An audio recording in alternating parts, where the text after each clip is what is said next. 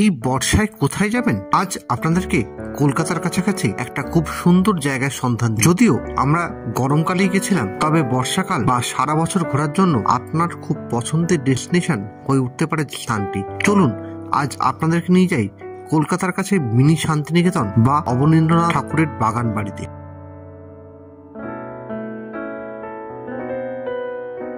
Good afternoon, নমস্কার।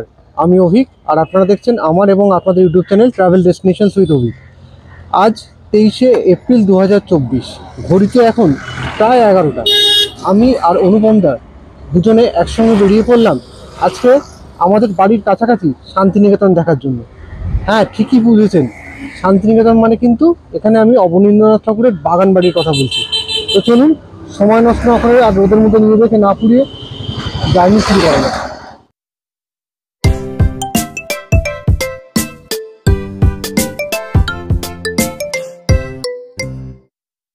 আপনাদেরকে বলেছি যে আজকে আমি আর অনুপমদা দুজনে বেরিয়ে পড়েছি অবনীন্দ্রনাথ ঠাকুরের বাগান বাড়ি দেখতে।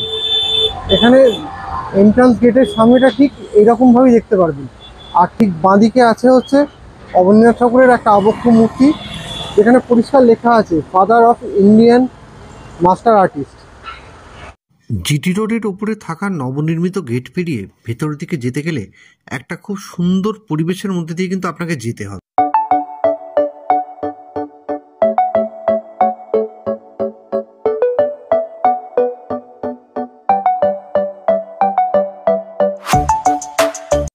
অনুপমদা টিকিট কাটছে।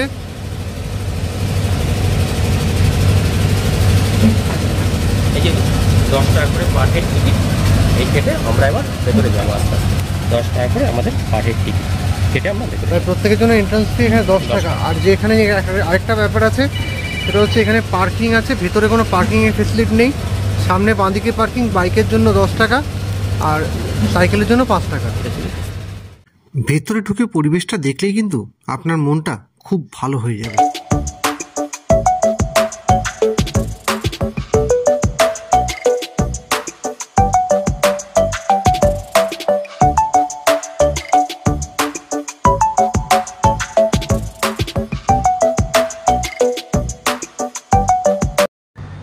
আগেই বলেছি যে আজকে অনুপমদা আর আমি দুজনে হঠাৎ করে বেরিয়ে পড়েছি বাড়ি থেকে অবনীন্দ্রনাথ ঠাকুরের বাগান বাড়ি দেখার উদ্দেশ্যে।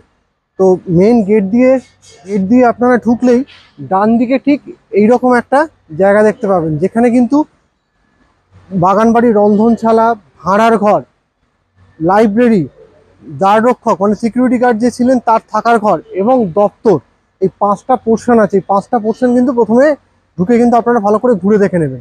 এবারে এটা যে কত সুন্দরভাবে সাজানো হয়েছে, মানে এর পেছনে শান্তিনিকেতন, পশ্চিমবঙ্গ সরকার এবং কোন্নগর পৌরসভা, এই তিনজনের অবদান যে কত সুন্দর হলোগ্রাম বানিয়েছে দেখুন।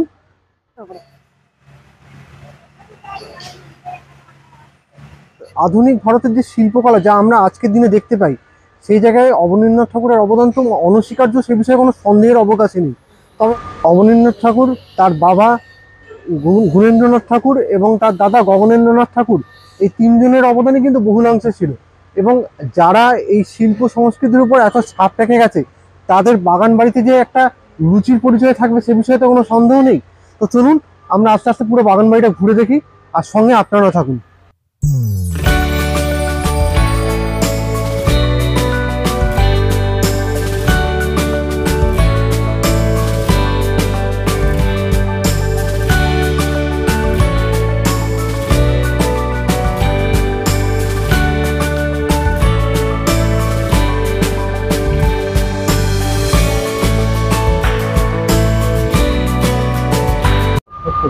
অসত্য, বিশাল মহিরু একটা।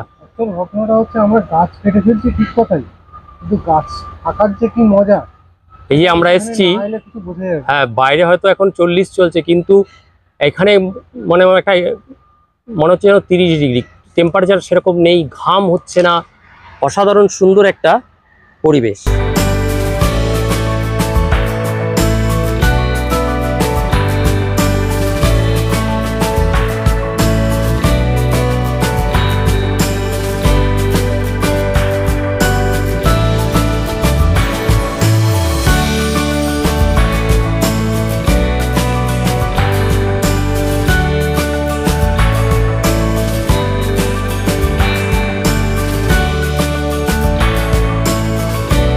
এবারে আমরা ধীরে ধীরে মূল বাগান বাড়িতে প্রবেশ করছি, মানে যেখানে অবনীন্দ্রনাথ ঠাকুররা নিজেরা থাকতেন।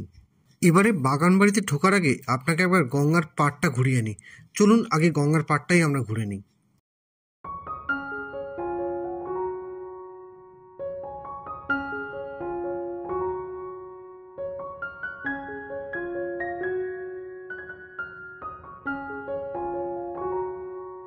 শিল্পীর জন্ম 1871 সালে আর মৃত্যু 1951 সালে, অর্থাৎ প্রায় 80 বছর বেঁচে ছিলেন উনি। আর কোন্নগর পুরসভা এটা বানিয়েছে 2019 সালে। এখানে অবনীন্দ্রনাথ ঠাকুরের একটা খুব বিখ্যাত উক্তি, কোন্নগরে কি আনন্দে দিন কাটাতো, কোন্নগরে সেবার আমি কুড়ে ঘর রাখতে শিখি। কতটা প্রাণোচ্ছ্বাস হলে মানুষ এইভাবে একটা স্বীকারোক্তি করতে পারে।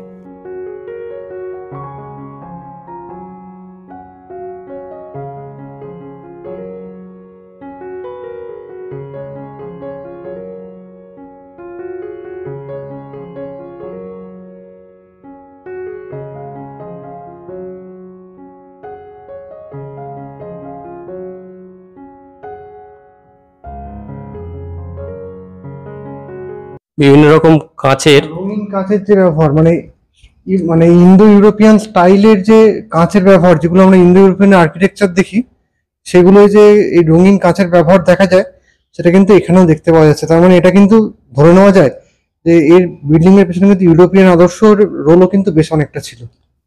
আবার এই বাঁদিকে আপনারা দেখতে পাচ্ছেন ভারত মাতার ছবি। এই ভারত মাতার ছবিটা কিন্তু প্রাক স্বাধীনতা যুগের একটা খুব গুরুত্বপূর্ণ স্বাধীনতা আন্দোলনে এই ছবিটা কিন্তু একটা গুরুত্বপূর্ণ রোল ছিল। এবং এখানে কিন্তু একটা জিনিস দেখা যাচ্ছে, এটাও কিন্তু জাপানি ওয়াশ পদ্ধতি ফলো করে এই ছবিটা অবনীন্দ্রনাথ ঠাকুর এঁকেছিলেন। এবং এই সেই অবনীন্দ্রনাথ ঠাকুরের আঁকা বিখ্যাত ছবি শেষ সজ্জায় শাহজাহান। ছবির কাজ অবশ্যই প্রশংসনীয়, যদিও ছবিটি কিন্তু আসল নয়। ছবিটি জাপানি ওয়াশ পদ্ধতি ফলো করেই কিন্তু আঁকা। অবনীন্দ্রনাথ ঠাকুরের বাবা মহেন্দ্রনাথ ঠাকুরের ফটো আছে। এই সেই ঘর যেখানে কিন্তু এই বিখ্যাত ব্যক্তিত্বে, মানে যারা ভারতীয় শিল্প এবং সংস্কৃতিতে খুব গুরুত্বপূর্ণ জায়গা নিয়েছে, মানে ভারতীয় শিল্প এবং সংস্কৃতির নবজাগরণ, আমরা বললে এক্স্যাক্টলি নবজাগরণ করে ঠিকঠাক বলা হবে, তো সেই রকম মানুষগুলোর কিন্তু ফটো এখানে কিছু আছে। এবং এটা হচ্ছে অবনীন্দ্রনাথ ঠাকুরের বাবা মহেন্দ্রনাথ ঠাকুর, ইনি হচ্ছেন অবনীন্দ্রনাথ ঠাকুরের দাদা, মানে ঠাকুর মশাই আর কি, ঠাকুরদা অবনীন্দ্রনাথ ঠাকুর, এনাদের কিন্তু ফটো এখানে আছে। এবং বাড়িটা আলটিমেটলি ওভারঅল ঘুরে দেখলে কিন্তু একটা সব জায়গাতেই যে একটা রুচি, যে পরিষ্কার ছাপ পাওয়া যাবে, সেটা আপনারা পুরো বাড়িটা ঘুরলে কিন্তু অবশ্যই দেখতে পাবেন। এটা কিন্তু আমি আমার তরফ থেকে আমি একটাই কথা বলবো, কলকাতায় বা কলকাতা সারাউন্ডিংস আমরা বিভিন্ন জায়গায় বিভিন্ন সময় বেড়াতে যাই, কিন্তু কলকাতা সারাউন্ডিংসে যে ছোটো ছোটো কিছু বিখ্যাত জায়গা আছে, যেগুলো সমস্ত কিছু আমরা জানি না বা যেগুলোকে আমরা জেনেও অনেক সময় নেগলেক্ট করি, তার মধ্যে কিন্তু এই জায়গাটা একটা অন্যতম জায়গা। বাগান বাড়িটা দেখার পর বাগান বাড়ির পার্শ্ববর্তী পরিবেশটা একবার ঘুরে দেখতে আমরা বেরিয়ে পড়লাম।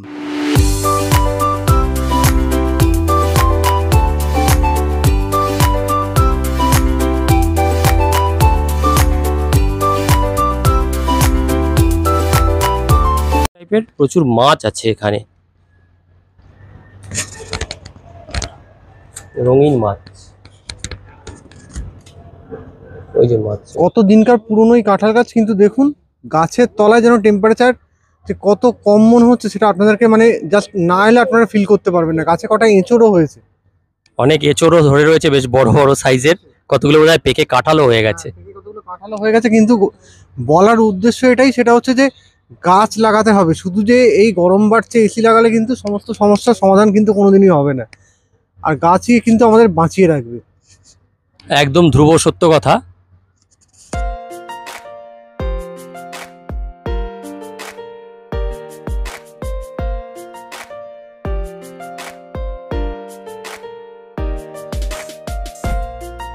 বাগান বাড়ি সংলগ্ন চিলড্রেন্স পার্কটা ভালো করে ঘুরে নিয়ে তারপর আমরা বেরিয়ে পড়লাম আমাদের বাড়ির উদ্দেশ্যে। আজকের মতো ব্লগটা এখানেই শেষ করছি। দেখা হবে পরবর্তী পর্বে আবার নতুন কোনো গল্পের সঙ্গে। ততক্ষণ সুস্থ থাকবেন, ভালো থাকবেন, দেখতে থাকবেন। আর যদি ব্লগটা আমাদের ভালো লেগে থাকে তাহলে আমাদের পরিবারের সদস্য হওয়ার অনুরোধ রইল।